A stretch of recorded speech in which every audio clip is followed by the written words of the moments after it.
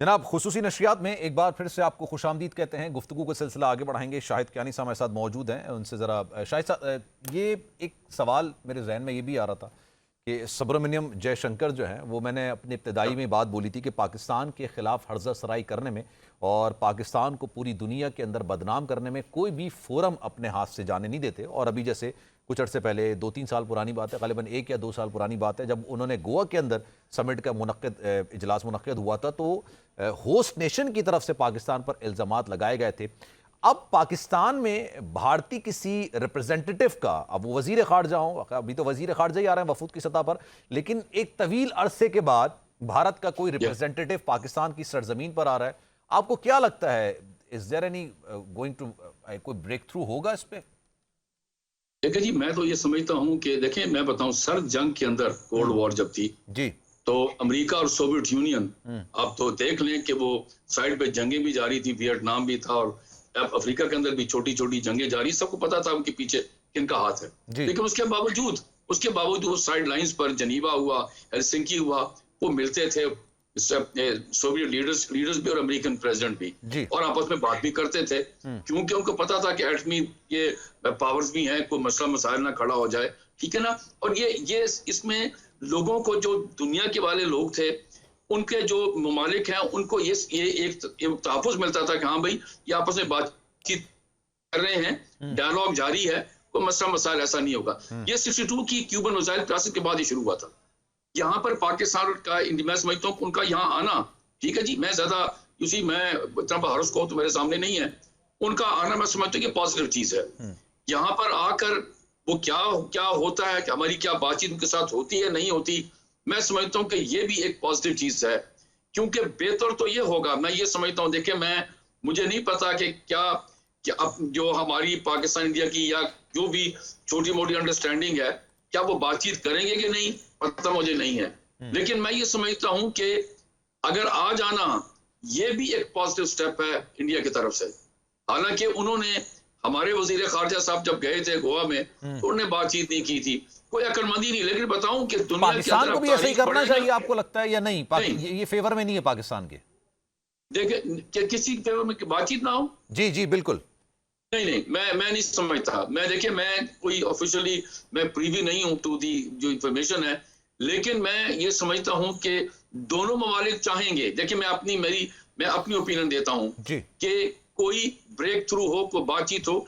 उसकी वजह मैंने फिर आपको बता रहा हूं कि ये जो हमारी इतना बड़ा बॉर्डर है, जिसके अंदर देखिए लाइन ऑफ कंट्रोल इस तरह खामोश है, हमने ये अपना करतारपुरा वाला खोला हुआ, ये चीजें फिर आपको याद है, हमने एक बड़ा पॉजिटिव चीज की थी कि ये जो हिंदुस्तान ने कोई असिस्टेंट भेजी थी अफगानिस्तान को, तो हमने इजाजत दे दी थी बॉर्डर से यहाँ से गुजरने की। तो ये चीजें हम कर चुके हैं। मैं ये समझता हूं कि दोनों ममालिक की इंटरेस्ट में होगा कि ये ब्रेक थ्रू कोई हो, कोई बातचीत हो।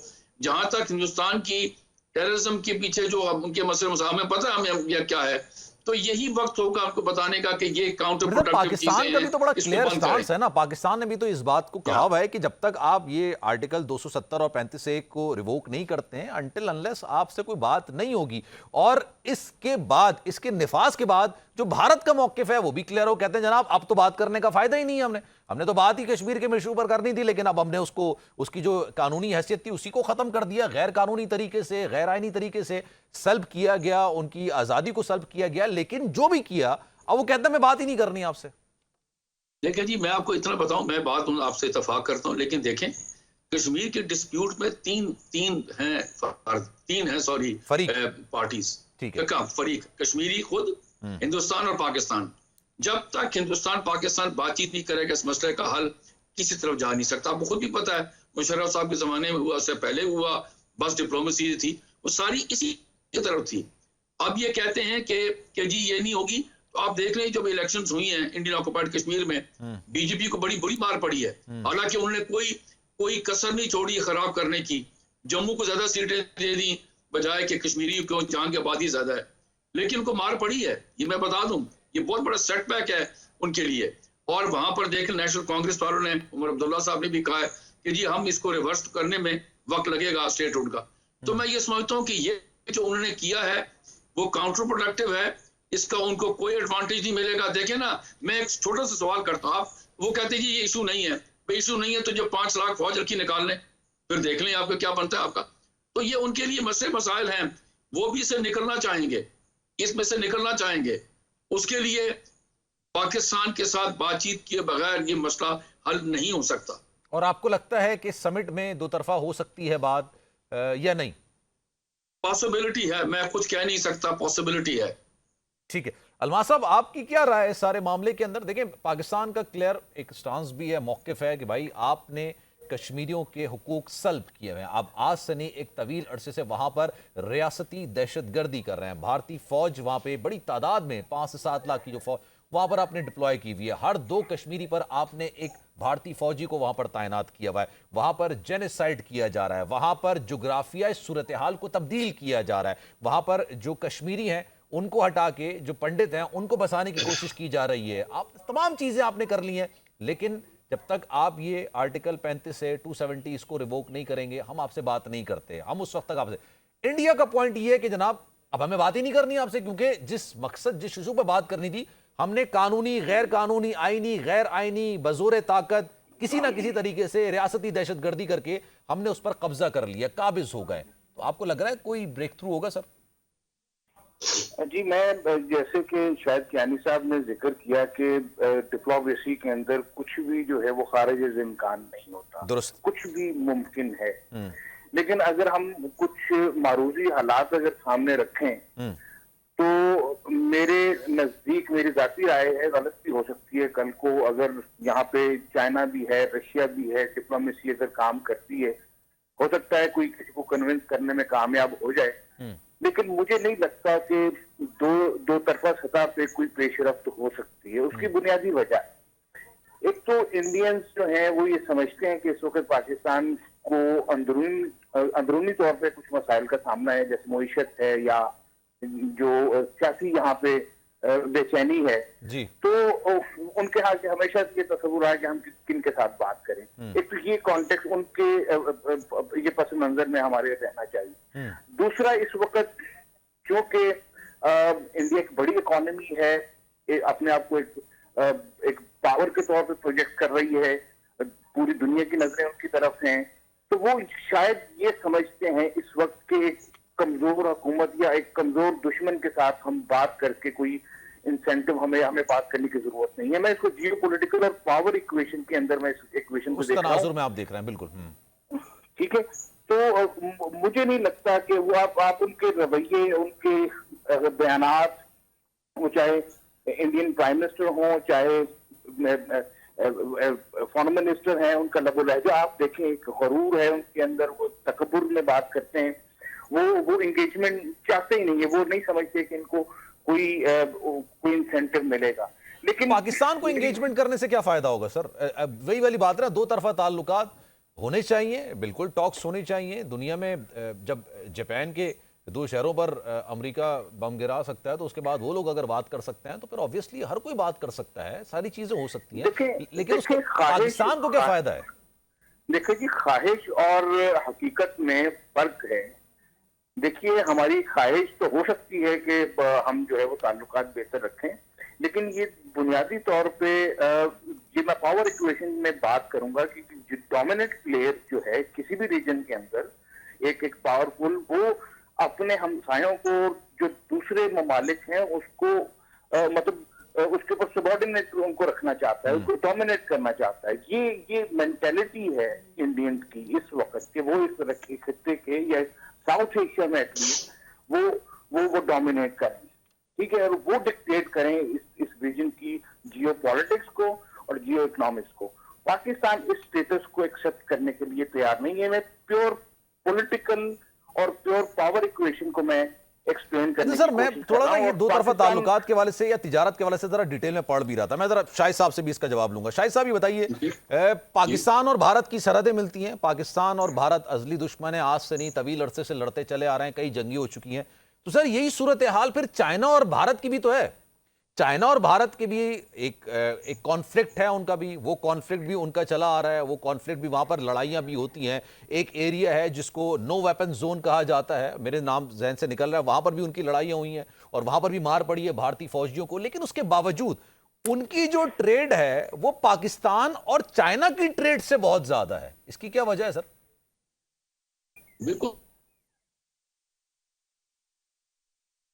शाह साहब, गालिबन शायद राब्ता हमारा मुनक़ता हो गया। अलमास साहब आप बताइएगा सर, ये क्या वजूहत हो सकती है इसकी? इसी सवाल का जवाब आप दीजिएगा। जी आप ये बात सही है बुनियादी तौर पे कि अगर हम देखें कि अमेरिका और चीन इस वक्त जो है वो उनके दरमियान मुसाबकत भी है, लेकिन ट्रेड भी जो है वो जारी है। इसी तरह चीन और इंडिया के दरमियान मतलब एक मुसाबकत और एक कंपटीशन भी स्ट्रेटेजिक लेवल के ऊपर चल रहा है और ट्रेड भी उनका मोर देन 120 बिलियन का ट्रेड मौजूद है। तो ये एक कॉन्सेप्ट पाकिस्तान के अंदर भी टाइम एंड अगेन और इंडियन साइड के ऊपर भी ये चीजें आती हैं, लेकिन उसके ऊपर प्रोग्रेस नहीं होती। लास्ट टाइम के ऊपर भी आप पिछले 2-3 रजीम्स हमारे देश में उनकी ख्वाहिश तो थी, लेकिन कुछ न कुछ फैक्टर्स जो है ना वो बीच में दोबारा वो शामिल होते हैं और वो प्रोग्रेस उसमें नहीं हो पाती। शायद नुक्ता नजर हमारे यहाँ सिर्फ स्ट्रेटेजिक और सिक्योरिटी के पर्सपेक्टिव से पॉलिसी जो है वो डोमिनेट करती है। हम इसको कल्चरल और जो हमारी तिजारत और इक्तिसादी सतह के ऊपर हम अभी तक नहीं देखना चाहिए। मैं समझता हूँ कि हम सायों के साथ जो है वो तिजारती ताल्लुकात बेहतर होने चाहिए। इंडिया एक बड़ी मार्केट है, इसमें कोई शुबा नहीं है, लेकिन जाहिर सी बात है जो यहाँ पे, लेकिन सर मेरा नहीं ख्याल कि वो चाहता है कि उसकी मार्केट का एक्सेस पाकिस्तान को मिले। जी मतलब वहां तो ख्वाहिश मौजूद है और शायद यहाँ भी किसी हद तक कोई ख्वाहिश मौजूद है, लेकिन वो चूंकि एक ऑकवर्ड सिचुएशन में इस वक्त पाकिस्तान को इंडिया ने डाल दिया है, क्योंकि यूनिलैटरल कश्मीर जो है अक़वाम मुत्तहिदा की करारदादों के मुताबिक मुतनाज़ इलाका है और वो जो है वो उसमें कश्मीरी भी फरीक है, इंडिया फरीक है, पाकिस्तान फरीक है। मिल बैठ के अगर इसका कोई हल निकालें तो एक पायदार और देर पा इसका हल। बट वही वाली बात नहीं, दो तरफा होता है सर, सिंगल हैंडेडली नहीं होता। शाहिद साहब सर आपने मेरा अगर सवाल सुना हो तो सर उसका जवाब, क्योंकि कुछ कनेक्शन इशू आ गया था आपकी। मैं बोल रहा था, मैं आपको बताऊं, देखें इंडिया और चीन का भी देखें 62 की जंग के बाद ये लद्दाख के ऊपर 2-3 साल लद्दाख के ऊपर एग्जैक्टली बड़ा जी लद्दाख के ऊपर लाइन ऑफ एक्चुअल कंट्रोल है ना, वहां मसला है। तो वहां पर इनकी आपस में झड़प हुई, इसमें हथियार नहीं यूज किया गया। आपको पता वो नो वेपन जोन है ना सर, हथियार यूज नहीं हुए। जी नो, तो फिजिकल उससे 10 जो हिंदुस्तानी थे सिपाही पानी में गिरा दिए गए, वो मार पड़ी थी सर, मार पड़ी थी। हाँ बिल्कुल, जी बड़ी मार पड़ी। लेकिन उसके बावजूद मैं बताऊं, इसलिए जिस तरह अलमाज साहब कह रहे हैं ना, इंडिया को जो दिमाग में उनके है कि भाई वो इकोनॉमिक पावर इतनी बन गया है तो वो अपने बराबर के साथ ही बात करेगा, हालांकि मार पड़ चुकी है उसको। तो इसलिए वो कोएग्जिस्ट की जो एक सही जो आपको पता ना, जो कहते हैं कोएग्जिस्ट करना, तो उनको समझ आ गई है। इन दोनों मुल्कों ने आपस में जब भी, आपको पता है, जब भी ये झड़पें हुई उसके फौरन बाद मिलिट्री लेवल पे, पॉलिटिकल लेवल पर और अपना डिप्लोमेटिक लेवल पर, तीनों पे इन्होंने बातचीत जारी रखी। और इसी वजह से जो जंगें हैं, जो उनकी छोटी मोटी झड़पें हैं, वो खत्म हो जाती हैं, समझ जाती।